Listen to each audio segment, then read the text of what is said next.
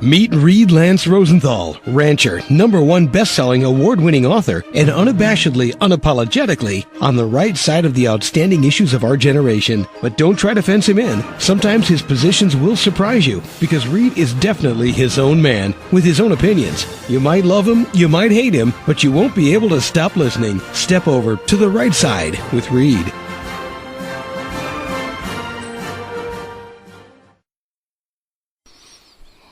Good Saturday to you all. This is Reid Lance Rosenthal on the Right Side Radio, broadcasting out of KGAB AM 650 and the Town Square Network, serving the Intermountain West, and Easy 101 in Colorado Springs, serving southern Colorado and northern New Mexico, and the Monster 780 AM Denver. Hello, Rocky Mountains, Montana to New Mexico, Nebraska to Utah. So today is part 2 of my suggested solutions, shall we say, the SS. Not that anybody in Washington will listen to them, but I think that a few of these common sense, shall we say, fix-its, and I mean permanent fix-its, not the Band-Aids on top of Band-Aids on top of Band-Aids that we see going on now, might intrigue you, might get you thinking. And maybe you can pass it on to your friends and neighbors. And maybe collectively you can hammer some of these ideas home to your state legislatures, your congressmen, your senators. The administration is probably beyond reach. But we do have a legislative branch that we might be able to train to pass laws that can't be vetoed. Who knows? So, in my last show, folks, I talked to you about a number of things. The part 1 show, it was 2 weeks ago. You can get it on the archives. I'm biased, but I think you should. Because in that show, we talked about the economy, Islamic jihad, the tax code, debt, deficit, immigration, and some social issues. And I ran out of time. Hence, this part 2. And today, we're going to discuss the last 5 big items that I think really need fixing. We're going to be talking about international and defense, energy, education. I think you'll like my ideas on that because what we have going sure isn't working. Not for the country, not for your kids. We're going to talk about a little bit about home safety, family safety and defense. And we're going to finish it up with maybe one of the most important, and that is trust in government. The electoral process. So listen, we have lots to talk about. And before we get started, I want to tell everybody that today and tomorrow, June 1st and June 2nd, Saturday and Sunday, got a great thing going on in Loveland. And it's old Western kind of confab, lots of period dress, reenactments, you name it. I think you'll really like it. It's on 1st Street. You can Google it up. Just Google up monarchproductions.com. I will be there. I'm their featured author. So I would love to meet some of you. And come on down. It really is fun. It's a riot. Everybody is dressed in period dress, and they have kind of staged gunfight. It's really cool. And great folks, and lots of fun and lots of activities. Excuse me. All right, let's get going on this show. Let's talk about international and defense. Did you know that we have spent, give or take, $7 or $8 trillion protecting our oil supply from the Mideast? This is going to tie into my little energy segment right after this. Look, folks, I'm a defense hawk. I mean, I think peace through strength. Reagan had it exactly right, which is one of the reasons we had peace then. One of the reasons we have such upheaval now. It's kind of night and day. But there's waste in the Department of Defense. I mean, we all know it. We've all heard the stories about, a 4-foot section of pipe that costs $1,000 and then $5,000 to transport. We've heard about weapon systems which may look good on paper but don't mean squat in the real world and probably won't work. We've heard about cost overruns. I mean, I can go on and on and on. The bottom line is the Department of Defense needs to get lean and mean. That doesn't mean it has to reduce our military forces. That doesn't mean it has to scuttle ships of the line, and reduce the Navy to pre-World War II levels, like the current administration is doing, or reduce the Air Force to just after World War II levels, like the current administration is trying to do, or reduce troop levels or troop strength, or not be able to wage two conflicts at one time. I mean, look, the bad guys are not stupid, right? They're pretty smart. So if we decrease our military just haphazardly to where we can only fight on one front, I think we have enough enemies in the world where they're smart enough to open up a second one, knowing that we can't defend it. Don't you think? I mean, unfortunately, the folks that don't like us aren't stupid. So, if we keep our guard up, we stay safe. If we stay strong, we keep peace. Just the opposite is true. Folks don't learn from history. We're going to talk about this in education. One of the next segments coming up. Folks just don't learn from history. I mean, throughout history, appeasement has been the cause of war. Appeasement. Take a look at, I'll take one example. Neville Chamberlain, the Prime Minister before Winston Churchill in England. He talked the European allies, and to a lesser extent the United States, into giving Hitler Czechoslovakia. Hitler was rumbling, he had his tanks rolling around, he had rebuilt the military machine which had been squashed in World War I. And Neville Chamberlain thought, okay, I'll give the dog a bone and the dog will go lie down in his kennel. Well, here's what the dog thought. If you got one bone, I want all your bones. And that is how human nature works. We will never appease our way into peace. We may band-aid it, we may buy peace for a short period of time, but in the end, we will have the conflagration. It will be twice as big and twice as terrible as it would have been if we had just stepped up to the plate at the time the danger loomed its head. It is just a fact of history, a fact of life, and a fact of human nature. So, we need to trim the Department of Defense, but we need to trim the waste and the fat. We do not need to take out any muscle. In terms of foreign aid, this foreign aid nonsense is, we're kind of buying the peace from enemies. We're not changing their minds. We're not changing their hearts. They're simply smiling, nodding their heads, taking our money, and biding their time. Refer to my first point in this segment. The Muslim Brotherhood in Egypt. Look, they've published a manual. I've talked about this on previous shows. I talked about it with CIA operatives over the last month. Listen to the shows. On the rightsideradio.com. Listen to the archives.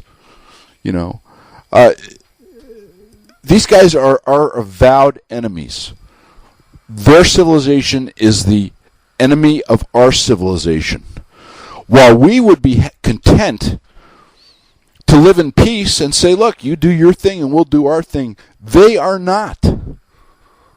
They will only be happy when their will is imposed on us, when our civilization is absorbed by them. They have written pamphlets on this. Hitler wrote Mein Kampf. Nobody believed it. Barack Obama wrote Dreams of My Father. Either they were misread, they weren't read, or nobody believed it. The Muslim Brotherhood has written pamphlets on both military, overt conflict, and taking over from within. They now have 10 staff people, high-ranking staff people in the White House.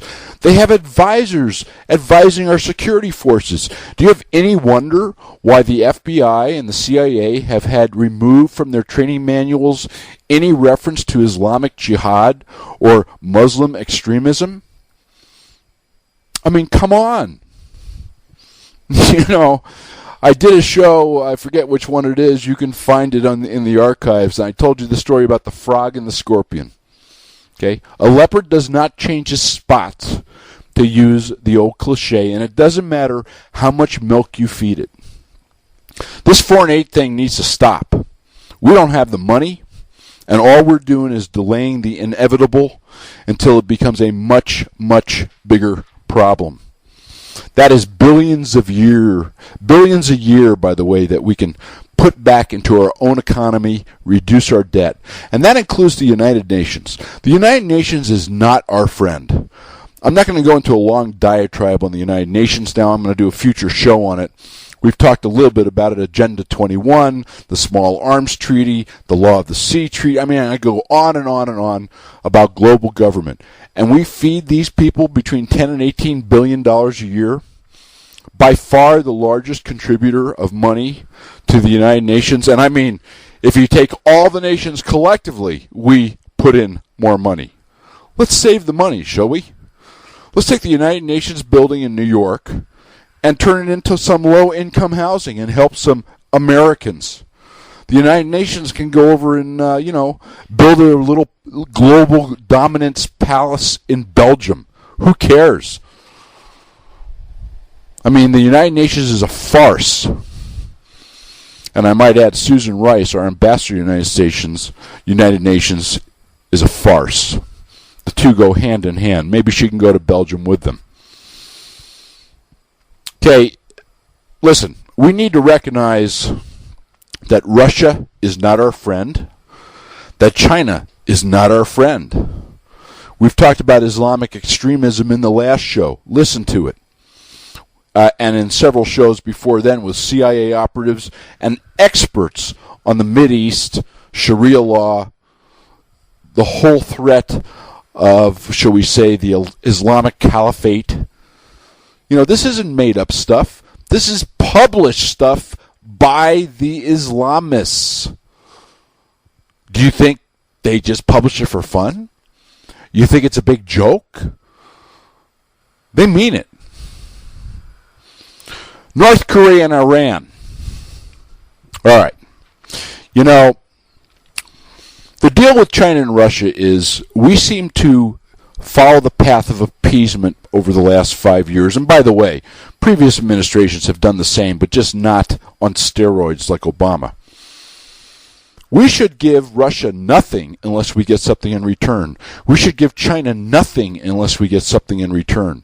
Remember when we took down the missile defenses early in Obama's term in the Ukraine and Poland, two huge allies of the United States, and we got nothing from Russia in return, other than they're shipping arms to Syria in contravention of our wishes to have a peace.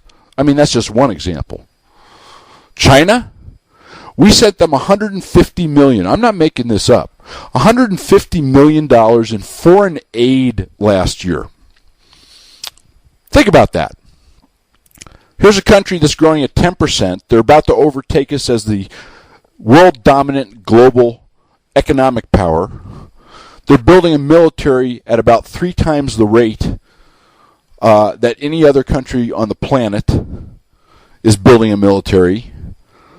They just launched their first aircraft carrier. They steal our military secrets. You heard about this cyber deal that happened just in the last week. And we're sending them $150 million in aid? Say what? I mean, come on.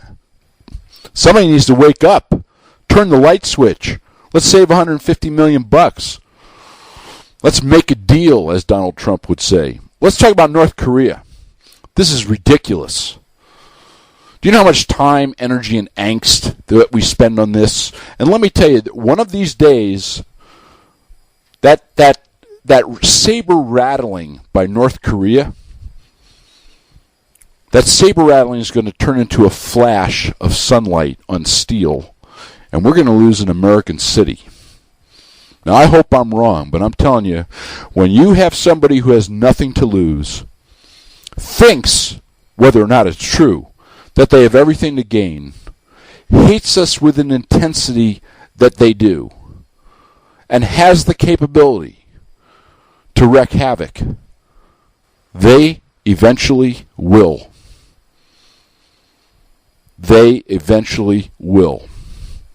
So in the case of North Korea, where they have not hardened their nuclear facilities like Iran, that's their next little subtopic, shall we say, you're telling me that we can't take them out with cruise missiles?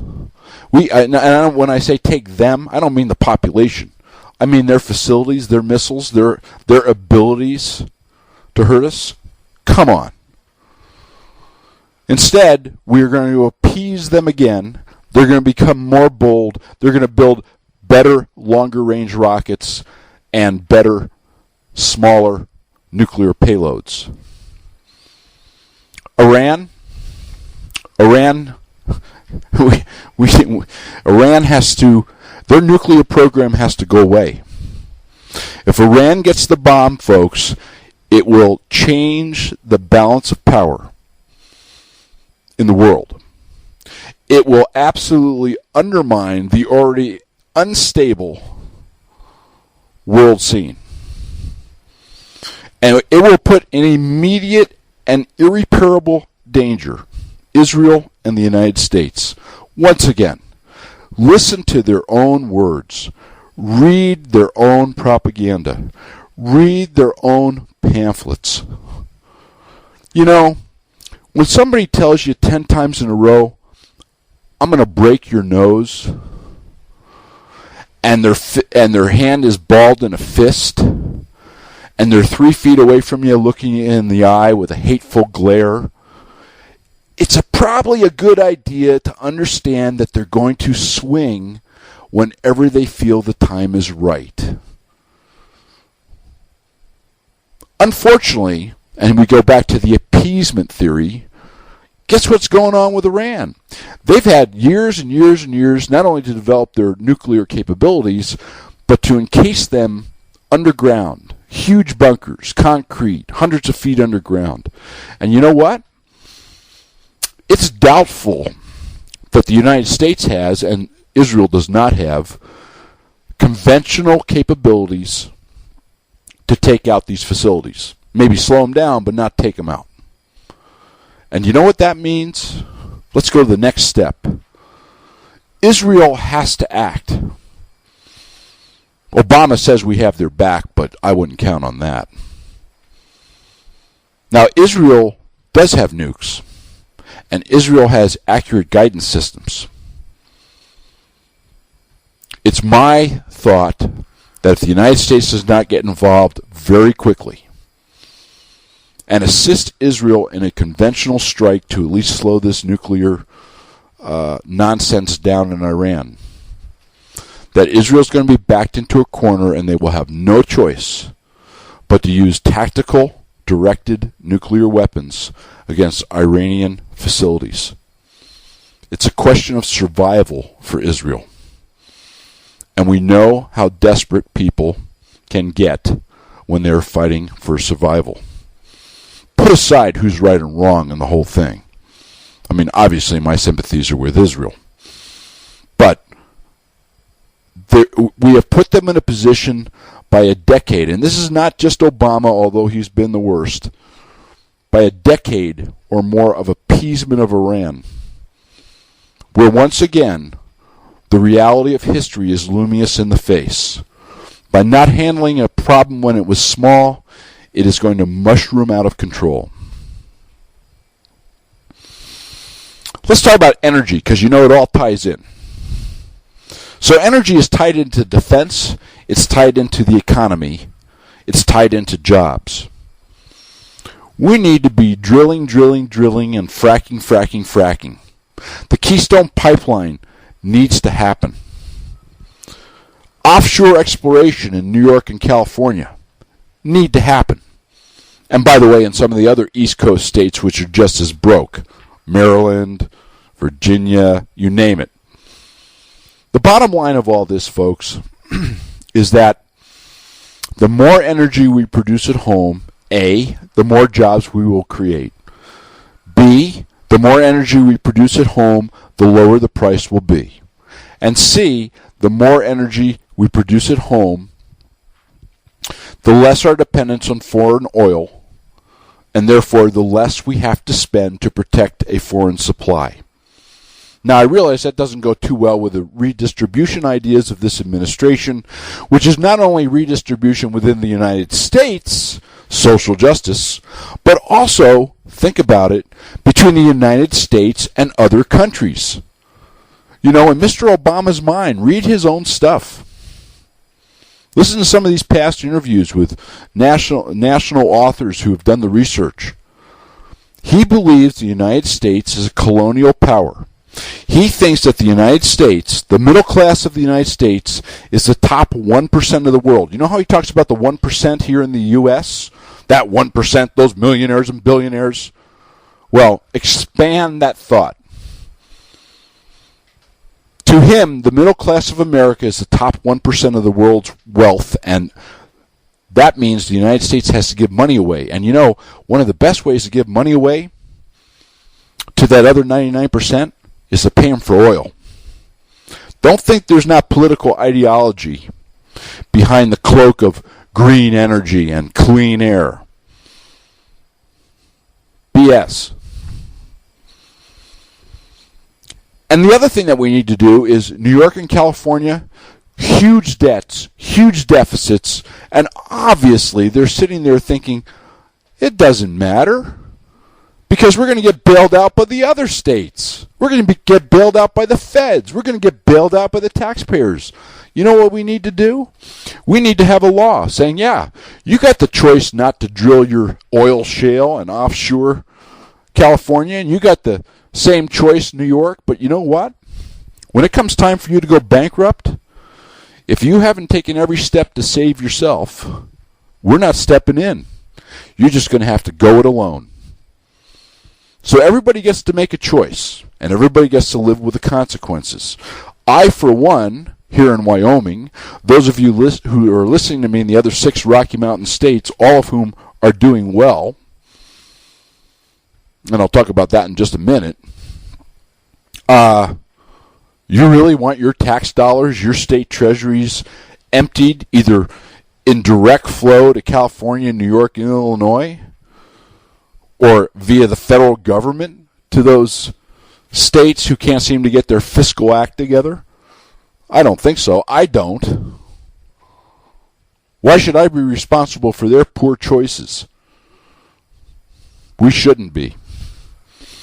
There's a study that just came out 2 days ago. It's done every 5 years by huge think tanks, universities, you name it. And it names the 5 most prosperous and the 5 most likely to continue to be prosperous over the next 5 years states. And it ranks all 50 states in that order. Guess what? The top 5 states were, number 1, Utah. Number 2 and 3, the Dakotas. Number 4, Wyoming. Number 5, Idaho. The bottom 5? Well, let me just give you the bottom 4. How's that? Connecticut, Illinois, New York, and California. Imagine that. The red states doing well and the blue states on their butts. Goes back to what I was saying just a few minutes ago.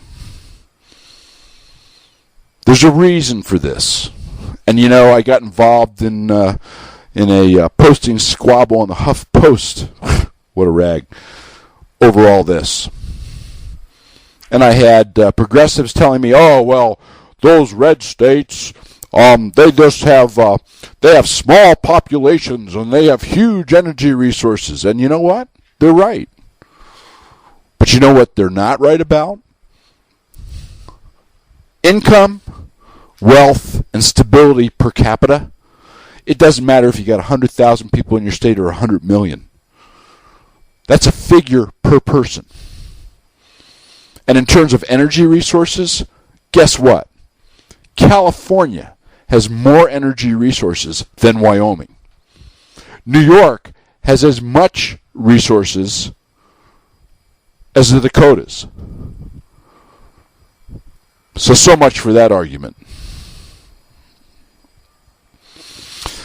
Listen, when you lower the price of energy, we're going to stimulate the economy in a lot of ways. Not only do we have more jobs, so we have more people paying taxes, reducing the deficit, earning income, spending money, helping other businesses. It's a snowball. But, in addition, we start saving on the social safety net. Because there's more people employed, more people spend money, the economy gets rolling, less people need the safety net, less people qualify, as long as we follow the rules, the safety net. I mean, it not only decreases expenditures, it increases revenues to the government, and it certainly helps all the individuals here in this country. One of the things which I think we ought to do, this goes back to my tax ideas in the last show. I'm all for ending the subsidies to oil companies. I mean, I'm sure some conservatives will go, "What did he just say?" Yeah. As part of the flat tax and the new corporate tax code I proposed in the last Solutions show 3 weeks ago, all that goes away. What I would do instead is, on fossil fuel production, put in a limited, shall we say, stipend tax, research tax. It might be a mere 3 or 4% of profits. I mean, not much. Not on gross, but on profits, because that's what matters. And that goes into a special fund to be used for alternative energy research. By the way, that also saves tens of billions a year. That goes to the cronies of the current administration to bankrupt companies like Solyndra and, scores of others that you've heard about. So, once again, make money and save money all at the same time. And start to truly research workable, not nonsense, but workable plans for alternative energy.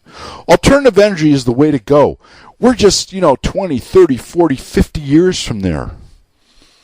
In the meantime, we need to be switching to natural gas, the cleanest and cheapest and most abundant of the fossil fuels. The last thing is, if we can get the energy economy going, we can export. The first export facility in the United States will be online in 2015 to export natural gas to other countries. We need to build about 10 of those things. We got enough natural gas to keep the world going for 100 to 200 years, not to mention ourselves. Let's turn this balance of payments trade deficit around. Let's create even more jobs, hundreds of thousands of them, which would be involved in the export of energy. And let's not be reliant on anybody else, So goes my thoughts about individuals. If you need a hand, you look at the end of your arm. So too goes my thoughts about the country. This country needs to be self-reliant, just like its citizens. Let's talk about education. What a mess. I mean, we have been touching on this for a number of shows. You've heard about kind of Islamic influence from Claire, the CIA operative and national security analyst for a whole bunch of highfalutin think tanks in the last several shows. Talk about that influence in education. Perhaps if you're a parent, that, history is kind of being revised in these textbooks. That conservative teachers, or should we say non-progressive teachers, forget being conservative, non-progressive teachers, non-lefty teachers are getting to be fewer and fewer and fewer. And you've all heard the stories about indoctrination of young students, singing Obama songs and whatever. I mean, nothing to do with education. Everything to do with indoctrination. That a huge study on the Head Start program says it's a total waste. Absolutely has done no good.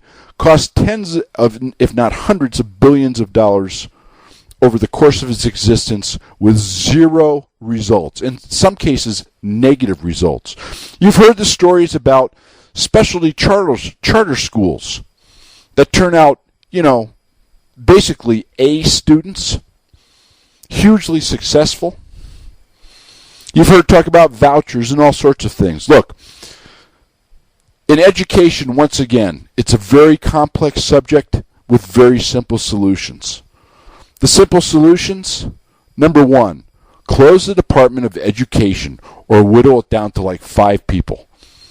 Save $70 billion a year in our budget, put it toward the debt. Get the federal government out of education. Along with that, get rid of Common Core.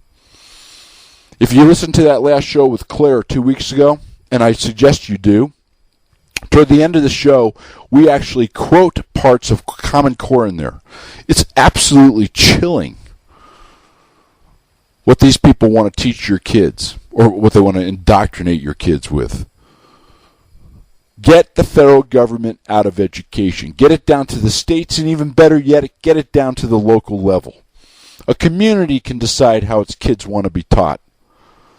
Communities that make the wrong choice will reap the benefits. Allah, and I don't mean Allah as in Allah, I mean as in, for instance, take a look at the Boston bombers. Google up Aronson, Aaronson.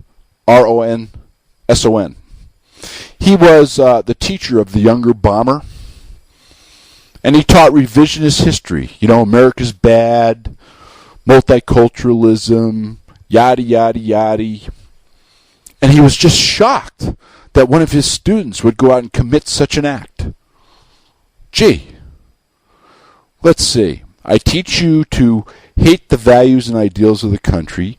I teach you that it is a colonial and impervious power. I teach you that it is a rich and greedy country that ought to be sharing the wealth with everybody else.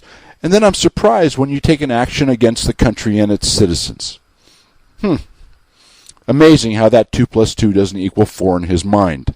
There's lots of teachers like him. If your community decides is that what they want, I guess that's what they'll get. In a lot of different ways. But I think most communities will take the opposite tact. They'll want real American history, real American values taught. They will keep politics out of the classroom. They will deal with facts. They will carefully review textbooks and reject textbooks that contain any, shall we say,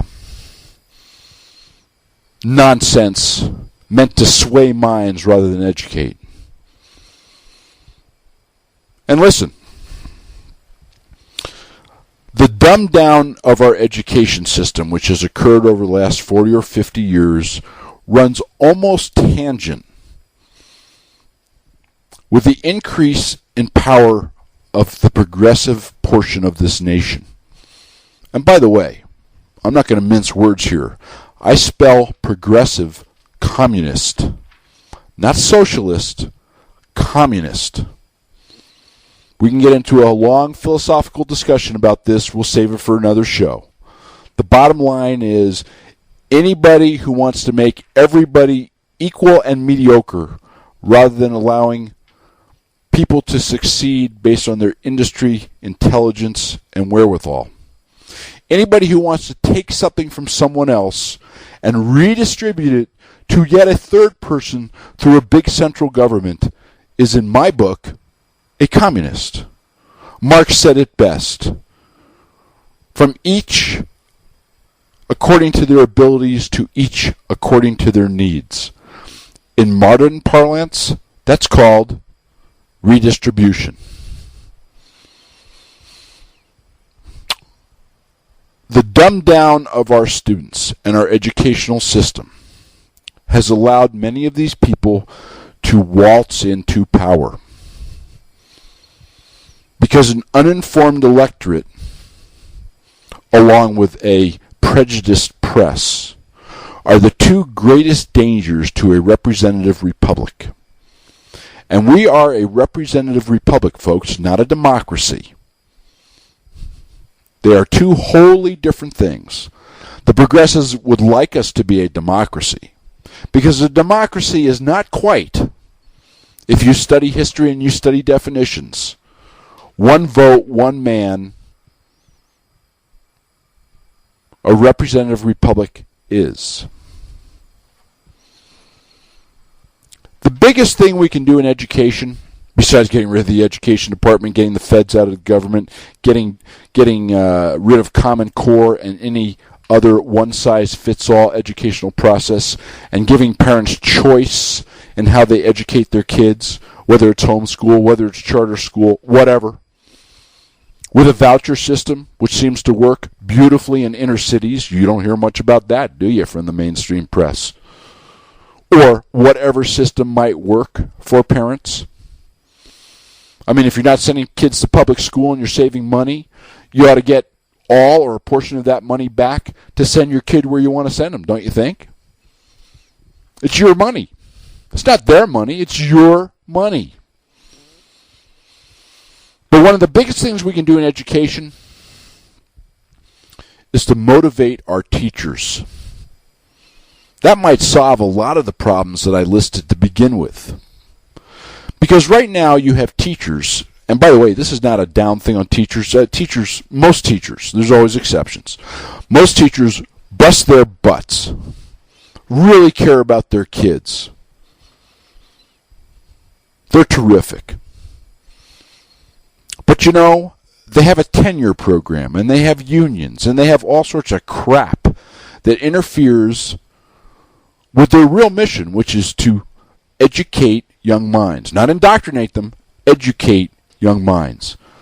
An educated young mind can choose their own indoctrination. And what we need to do with students and teachers is to get off this, well, if you get an 80 percentile in your spelling test, you're good to go. And if you get a 75 percentile in your math test, you're good to go. And teacher, if you can achieve these grade level scores, you're good to go. You know what? Grades don't mean squat. Tests mean little. I'm not saying you do away with testing or you do away with grades. There has to be some kind of measurement process, but that should be a measurement process for the student, the parents, and the teachers between them. That team, that triangle that creates a strong young mind.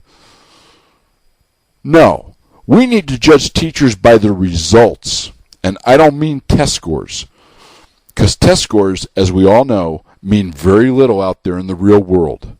They're just kind of an anomaly of the educational process, such that it is broken right now, and a figment of our industrious achievement mentality. No. What we need to do is we need to measure the product to reward teachers. Let me give you an idea. So, you have teachers 1 through 12, right? First grade through 12th grade. And then you have teachers in college. The teachers in grades 1 through 12, which are public educators paid by public funds, they should all have a set salary when they come in. Now, that set salary may vary from region to region based on comparatives. I understand that. But within each region, there's a set salary. Okay? Their salary increases at the CPI. So they're always covered for inflation. But there's no huge jumps in salary. Instead, they can make way more money with a bonus system. And you know what the bonus is based on? The bonus is based on the product. And I mean the young man or young woman that they collectively, in grades 1 through 12, produce. For instance, let's say that the first grade teacher has little Johnny in her class. Little Johnny goes up through the chain. If little Johnny graduates from high school, that first grade teacher and the second grade teacher and the third grade teacher, all the teachers up the 12th grade ladder, earn a bonus. Maybe in the first grade it's $30 per kid. I'm taking a number. Maybe in the 12th grade it's $70 per kid. Once again, I'm taking a number. Now think about the fact that if you have an average class of, let's say, 20 kids, and you're handling 2 classes, every school district is a little different in how they delegate this out. But let's say you have an average of 30 kids a year that you're teaching. And you can get 100% return by working with your other teachers in all the other grades to get them to graduate from high school. In 12 years, you have 360 kids in the system, so to speak. And let's say, I know it won't be 100%, but let's say, just for math purposes, it's 100%. You have 360 kids that are graduating over this 12-year period, and you're getting a $30 or $50, let's take $50 just for round numbers, a $50 bonus. What's $50 times 360 kids, folks? About $18,000. And once the system gets rolling, I mean, you can kind of taper it down or adjust it, whatever. I mean, it's all just mechanics. Once the system gets rolling, a good teacher in grade 1 who has worked with the teachers in grades 2 through 12, every one of those teachers, because they're getting a bonus on each kid who graduates at the end of the 12-year term, these bonuses are substantial, and they come in and year out. And many of these teachers could be making more money than they're making now. If that student goes on to college, or goes to technical school, or goes into military or national service, that's also considered an accomplishment, and there's an additional bonus paid. In other words, let's pay for results. Let's pay for the education and the creation of productive Americans. The teachers will make more money, the school systems will save money, and we will have a far better outcome in terms of our children, which in turn will make a far better outcome in terms of our nation and our society. When I come back, we're going to take a short break here. When I come back, we're going to talk about safety in the household, and then we're going to finish up with trust in government, kind of a huge topic. Talk to you in just a few minutes. 400,000 readers have made the Threads West an American Saga series a #1 bestseller in 2011 and 2012. Threads West and Maps of Fate are the first 2 books of a 16-book tale of the adventure and romance of America, her people, her spirit, and the West, winning 8 major national awards including Best Western, Best Romance, and Best Historical Fiction. Author Reid Rosenthal is a 4th-generation land and cattleman whose cowboy heart and poet's pen capture the spirit of the American landscape, his long-standing devotion to wild and remote places, and to the people, both past and present, who leave their legend and footprint upon America and the American West, is the inspiration for all of his writing. Threads West, the first of the series, and Maps of Fate, Book 2, are available at all major bookstores, Hastings, Barnes & Noble, and on Amazon.com. Or go to threadswestseries.com. That's threadswestseries.com. Welcome back on the right side, listeners. This is Reid Rosenthal, KGAB AM 650 and the Town Square Network out of Cheyenne, Wyoming, 780 AM Denver, and 101 EZ in Colorado Springs.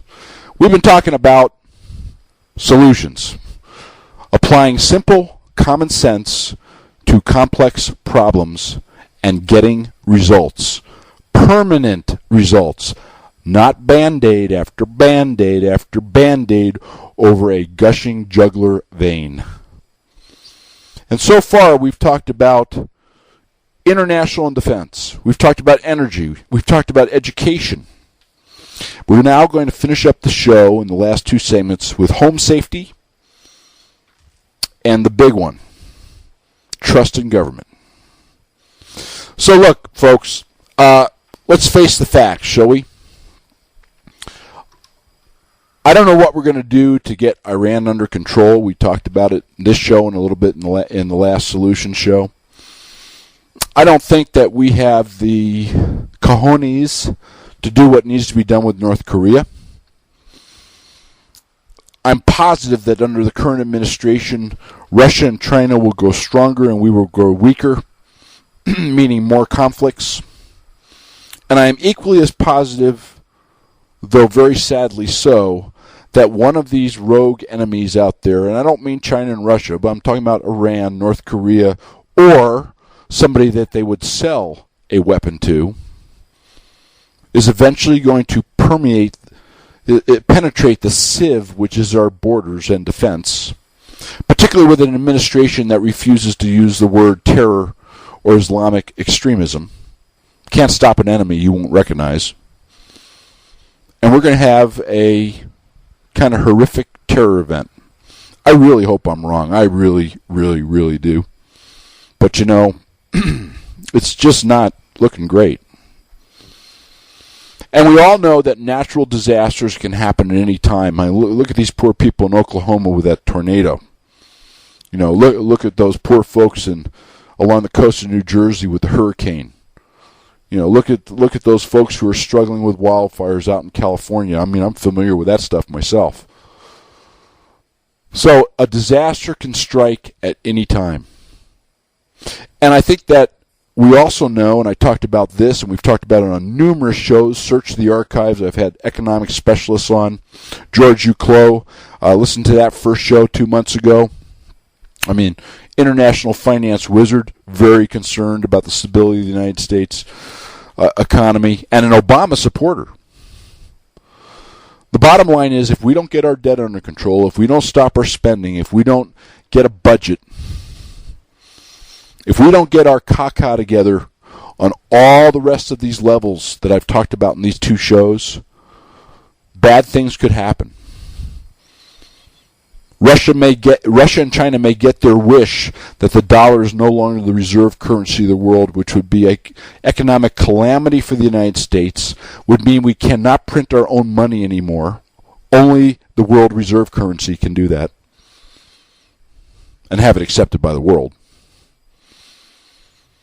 Our standard of living is estimated by experts to go down like 25% overnight. There would be disruption in all sorts of supplies.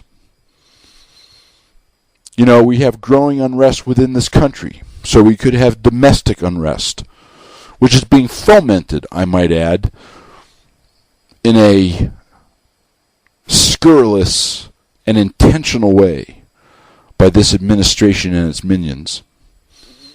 So we could have domestic unrest, which could affect you folks, particularly in major metropolitan areas. And of course, we could have some other type of calamity which would start a domino effect of our economy, of supply and distribution. We could have hyperinflation, which is usually the result of printing lots of money. Listen to my shows on QE3 in the archives. Don't take my word for it. Listen to the experts I had on. You can't print money and not have inflation. And you sure can't quadruple the money supply and expect each of those dollars, there's now 5 times as many dollars, to be worth what fewer dollars would be worth in terms of purchasing power. So you have all these potential problems out there. Many of them beyond our control, some of them naturally caused and, can happen in the blink of an eye. How long did it take for that tornado to touch down? And that could happen anywhere, or something similar. You folks in Colorado Springs, think about that fire last year. You need to be prepared. I've done several shows on family safety. I suggest you go back in the archives because I'm not going to get into the details here. I'm just going to do the broad brush. And listen to my show with Nancy Steorts. She's worked for 5 administrations, Democratic and Republican. She was the chairwoman of the National Safety Board. She had a wealth of great ideas that will stand you in good stead and perhaps save you and your family's life in the event any of these horrible things happen. But the bottom line is, make sure you have extra water. Make sure you have extra food. Food that will keep. Canned, frozen. Well, forget the frozen, you may not have power. Canned, dried. Try and have extra fuel. Store it safely. Okay, kind of know the people in your community and neighborhood. There is strength in numbers. Try and have some rechargeable elements, maybe a little solar recharger for your cell phone, if in fact there's cell service, or for your radio. Have some means of communication, some means of getting the news. These are just basic things. Nancy goes into much more detail, and I suggest you listen to the show.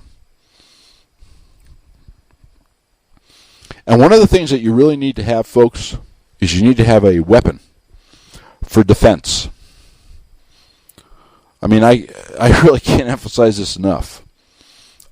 Pens and scissors and some of the other inane suggestions that have been made by so-called political figures on the national level and down there in Colorado.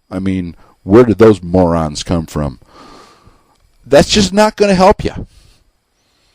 If somebody shows up at your door with a gun and wants your food or whatever, flashing a pen at them is not going to make them go away. Now, I really hate to rupture their little bubble, but it's not. I would add that in the most heavily armed and best trained civilian populations in the world, Switzerland, Israel, Finland. I've done a whole show on this. Go back to my gun control show of about 6-7 months ago. It's in the archives. All sorts of stats for you. The most heavily armed countries in the world are the countries with the lowest violent crime or gun crime per 100,000 capita, which is the only unit of measurement that creates a level playing field. You think that's a fluke on the international level? Let me tell you that the United States is 27th in gun-related violent crime, although it is the most heavily armed in terms of numbers of weapons country in the world. It is not the most heavily armed country in the world in terms of per capita ownership of weapons. That would be Switzerland, Finland, and Israel, the three countries with a virtual non-existent violent crime rate, particularly gun-related crime. There is a correlation. You don't believe that? Tell you what, take a look at the per 100,000 violent crime and gun-related crime stats of, let's say, how about the 5 states that were the top 5 states in that economic listing I gave you? The 2 Dakotas, Idaho, Wyoming, and Utah. All with, shall we say, very conservative attitudes toward guns. In Wyoming, concealed carry doesn't need a permit. Utah's concealed carry permit is on equivalent with 23 other states. There's no limitation on anything in these states.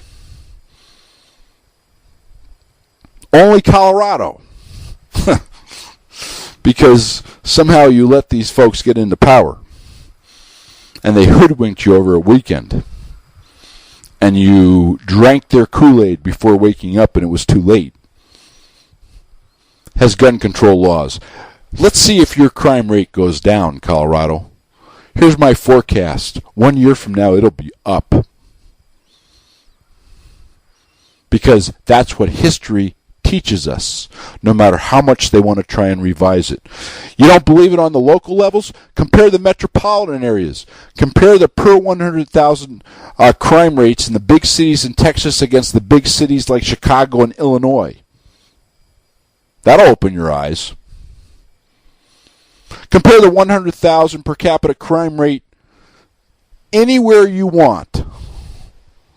State, federal, local, international level. The more guns there are and the more people that have them, the lower the crime rate. Period. End of sentence, underlined, bold, italicized. It's a fact. So here's my suggestion. Some will think it's radical. Mandatory firearms training like in Switzerland and Israel for everybody who reaches the age of either 12, 13, or 14. The psychologist can figure out which age is best. And a repeat of that mandatory firearms training, including safety, storage, you name it, and use, before anybody buys their first weapon. and mandatory that every household have one gun. It can be a single-shot .22. It can be an AR-15. Whatever your little heart desires. And those of you who just have this abhorrence toward guns, those of you to whom statistics, reality, and history mean nothing, you just hate guns, take your mandatory gun and put it in a floorboard and tack it shut and forget you own it. The bad guys aren't going to know. They'll think you're like every other house, that you're armed, and they won't come knocking on your door. Amazing how that works. It's rare that you get punched in the face by somebody who knows absolutely or feels fairly certain that he's going to get his nose broken in return. There's a reason that crimes, particularly related to guns, occur against folks who are unarmed and in so-called gun-free zones. You folks in Colorado know this from the Aurora deal. This guy sought out a theater, out of 7 theaters, 5 of them closer to his home, one of them larger where he could have done more damage. He sought out the one theater that said no firearms. Just like the guy out there in that Northwest Mall.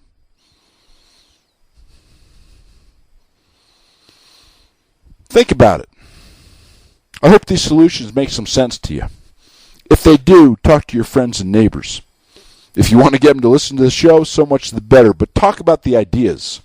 And then start peppering and pestering your legislators, your congressional representatives, your senators, to get some of this stuff done. Entreat them to employ common sense. This is Reid Lance Rosenthal on the right side.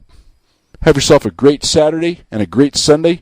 Hope to see you in Loveland at the big Frontier event. Bye now.